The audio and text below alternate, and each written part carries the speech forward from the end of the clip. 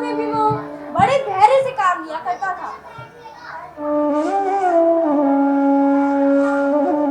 उसकी इन क्षमताओं के कारण ही महाराज कृष्णदेव राय उसे ऐसे उलझनपूर्ण कार्य भी सौंप दिया करते थे जिसका हल आम सभासदों के पास नहीं हुआ करता था। एक बार महाराज एक नवजात शिशु को लेकर अत्यंत व्याकुल हो गए। हुआ ये कि राजप्रसाद के निकट मंदिर का पुजारी सुबह सुबह एक नवजात को अपनी गोद में लेकर महाराज के पास पहुंचा और बच्चे को महाराज को दिखाते हुए बोला, महाराज, आज सुबह जब मैं मंदिर की सफाई कर रहा था, तभी नवजात बालक मुझे मंदिर की सीढ़ियों के पास खड़ा हुआ मिला। रात में वो बालक वहीं पड़ा हुआ था। महाराज, पूजा पाठ में लगा रहता हूँ। मुझे अपनी रहती है। मैं इस बालक को कैसे पालूंगा? आप राजा के मार्ग में मुझे लगा हर प्राणी आप पर निर्भर है। ऐसा सोचकर मैं यह बालक आपको और इसे आपको सौंप रहा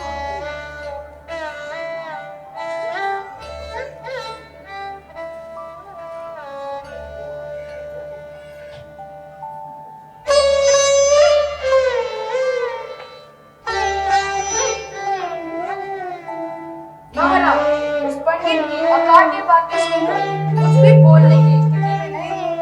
उन्होंने बच्चे को अपनी गोद में ले लिया। बालक को अपनी गोद में लेकर महाराज कुछ देर तक असमंजस की स्थिति में उनके मन में यह विचार बार बार उत्पन्न हो रहा था कि यदि इस शिशु को उसकी माँ की गोद मिल जाए तो इससे अच्छी और कोई बात नहीं होगी। महाराज कृष्णदेव राय धुन के पक्के थे। उन्होंने मन में ठान लिया था कि चाहे कुछ भी हो जाए, किसी भी हाल में वो इस बच्चे को उसकी माँ की गोद में सौंपेंगे। लेकिन कैसे, ये सवाल उनके मन में उमड़ घुमड़ रहा था। मन में उठ रहे सवालों के भवंडर से महाराज उस बच्चे को अपनी गोद में लेकर अपने महल चले गए और महल जाकर उस बच्चे को अपनी महारानी की गोद में सौंपते हुए कहा, महारानी, इस बच्चे की माँ की खोज की जाएगी। जब तक इसकी माँ नहीं मिल जाती तब तक आप इसका लालन पालन करें। महारानी को बालक थमाकर महाराज राजभवन पहुंचे और प्रहरी को भेजकर तेनालीराम को बुलावा भेजा। राजभवन पहुंचते तेनालीराम ने देखा कि महाराज बेचैनी से राजभवन में टहल रहे हैं। महाराज की जय हो। तेनालीराम को देखकर महाराज आश्वस्त अवश्य हुए कि अब उस बच्चे को उसकी माँ की गोद तक पहुंचाने की व्यवस्था हो जाएगी। उन्होंने बाग में टहलते हुए पुजारी द्वारा उस शिशु को लाए जाने और उसे महारानी को सौंपे जाने तक की पूरी कहानी महाराज को सुना दी। तेनालीराम, मैं चाहता हूँ इस बच्चे की माँ की खोज की जाए और ऐसी व्यवस्था की जाए कि वो महिला अपने बच्चे का लालन पालन कर सके।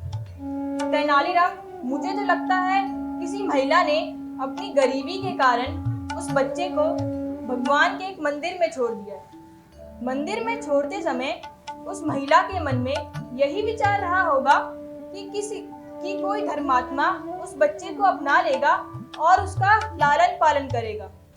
तेनालीराम, मेरा मन कहता है इस बच्चे को इसकी माँ अवश्य मिलेगी। महाराज, यदि आपका मन कहता है तो महारानी जी को इस बच्चे को पालने दीजिए और जब इसकी माँ मिल जाए तब वो बालक उन्हें सौंप दे। तुम भी क्या बात करते हो तेनालीराम? तब तक क्या बहुत देर ना हो जाएगी? फिर महारानी की गोद में पलने के बाद वह बालक किसी और महिला को अपनी माँ का सम्मान दे पाएगा? नहीं, ऐसा करना उचित नहीं होगा। फिर उचित क्या होगा महाराज? उचित यह होगा कि हम इस बच्चे की माँ की तलाश करें। हाँ, और मैं चाहता हूँ इस बच्चे की माँ की खोज की जिम्मेदारी तुम स्वीकार करो। ये बात हालांकि तेनालीराम पहले ही समझ चुका था, लेकिन महाराज के मुंह से सुनने के बाद उसने कहा, जैसे महाराज की आज्ञा। महाराज, अगर मैं इस बच्चे की माँ की खोज करूंगा तो ये भी चाहूंगा कि इसके संबंधित व्यवस्था भी मैं ही करूं। ठीक है, आपको पूरी छूट है, जो चाहो वो करो। महाराज, मेरी पहली विनती है कि मैं इस बच्चे को राजभवन से एक महल से राजभवन में ले जाया जाए और उसको एक पाले पे रखवा दे और उसकी देखभाल भी वहां पर हो। मुझे पता है कि महल में महारानी जी उस बच्चे की अच्छी देखभाल कर रही होंगी, लेकिन अगर उस बच्चे की माँ की खोज करनी है तब हमें उसे महल से राजभवन में ले जाना आवश्यक है। ठीक है, ऐसी व्यवस्था करा दी जाएगी। ठीक है महाराज।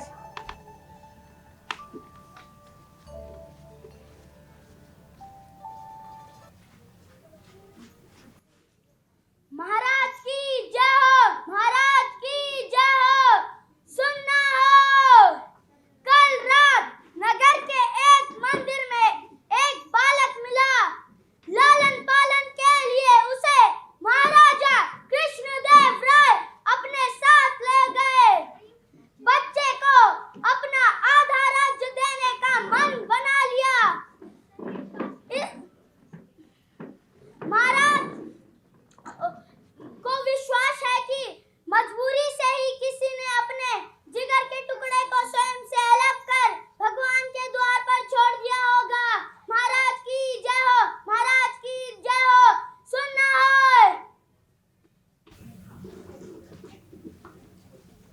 दोपहर का समय था। महाराज कृष्णदेव राय का दरबार सजा हुआ था। सभा की कार्यवाही चल रही थी। तभी एक प्रहरी एक महिला के साथ सभा भवन में प्रवेश करता है। उस महिला को देखते ही तेनालीराम समझ गया था कि अवश्य उसके कहने के अनुसार मुनादी करा दी गई है, जिसके कारण ये महिला अपने बच्चे को लेने राजभवन पहुंची है। मैं उस बच्चे की माँ हूँ जो महाराज को मंदिर में मिला है। आओ और आकर देख लो, क्या यह बच्चा आपका है?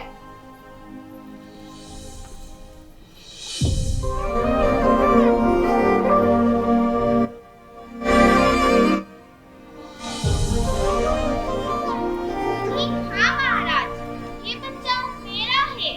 केवल इसके शरीर पर जो वस्त्र है वे तो मेरे नहीं है। बच्चे का बाप नशेड़ी है, हमेशा नशे के धुन में रहते हैं।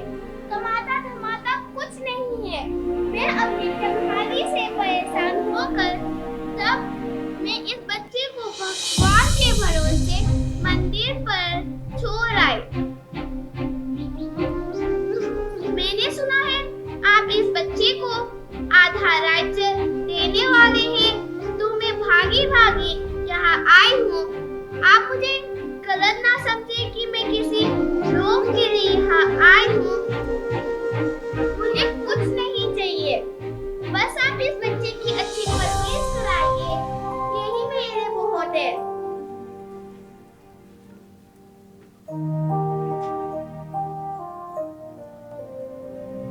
अभी उसका रुदन चल ही रहा था कि प्रहरी एक अन्य महिला को साथ लेकर दरबार में पहुंचा, और वो महिला जो अभी अभी महाराज के सामने प्रस्तुत हुई थी, दूसरी बिलखती हुई महिला पर ध्यान दिए बिना ही बोली, महाराज, मुझ अबला पर दया कीजिए। मैं अपनी गरीबी से तंग आकर अपने जिगर के टुकड़े से अलग हुई। वो महिला अचानक पालने के पास पहुंची और बच्चे को अपने सीने से लगाकर उसे बेतहाशा चूमने लगी। उसके हाव भाव से यही प्रकट हो रहा था कि वही बच्चे की वास्तविक माँ है। महाराज सहित सभी सभासद असमंजस की स्थिति में थे कि आखिर इन दोनों महिलाओं में से उस बच्चे की असली माँ कौन है।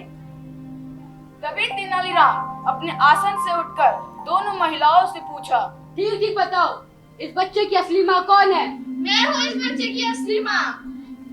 तेनालीराम ने बिना उनकी ओर देखे ही जोर से कहा, प्रहरी, इस बच्चे के तलवार से 2 टुकड़े कर दो और इन दोनों महिलाओं को बच्चे का एक एक टुकड़ा दे दो। सुबह से इस बच्चे के कारण राजभवन का कामकाज प्रभावित हो रहा है। नहीं, कृपया करके ऐसा अनर्थ मत कीजिए। आप वो महिला को दे दीजिए, वो उसकी असली माँ है। मैं तो लोभी हूँ, बच्चे को आधा राज्य मिलने के लालच में आ गई, तब मैं इस बच्चे को लेने आ गई हूँ। आप मुझे जो बच्चे को कुछ ना करे। महिला का यह आचरण देखकर तेनालीराम अपने निष्कर्ष पर पहुंच चुका था। प्रहरी, जाकर उस महिला को गिरफ्तार कर लो।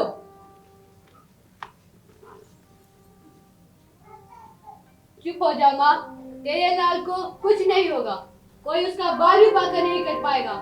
चुप हो जाओ।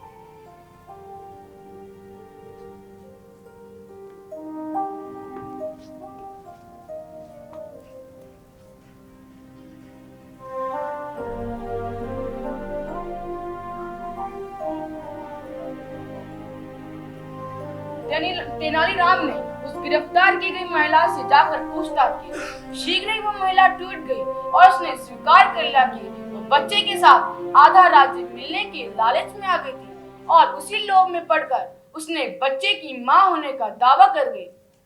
उस महिला की गरीबी और विवशताओं के बारे में जानकर तेनालीराम को उस पर दया आ गई और उसने उसे मुक्त करा दिया। इसके बाद वो पहली महिला को साथ लेकर महाराज के पास पहुंचा और कहा, महाराज, यही उस बच्चे की असली माँ है जो उसके काटे जाने की धमकी से उत्तेजित हो गई और इस बात से भी मुकर गई कि वो उसकी माँ है। इसमें इसका बस यही स्वार्थ था कि उस बच्चे को कुछ ना हो और वो सुरक्षित रहे। महाराज ने उस महिला की वास्तविक स्थिति का अनुमान लगा लिया, इसीलिए बच्चे सहित उसकी परवरिश की व्यवस्था राज्य की ओर से करवा दी गई।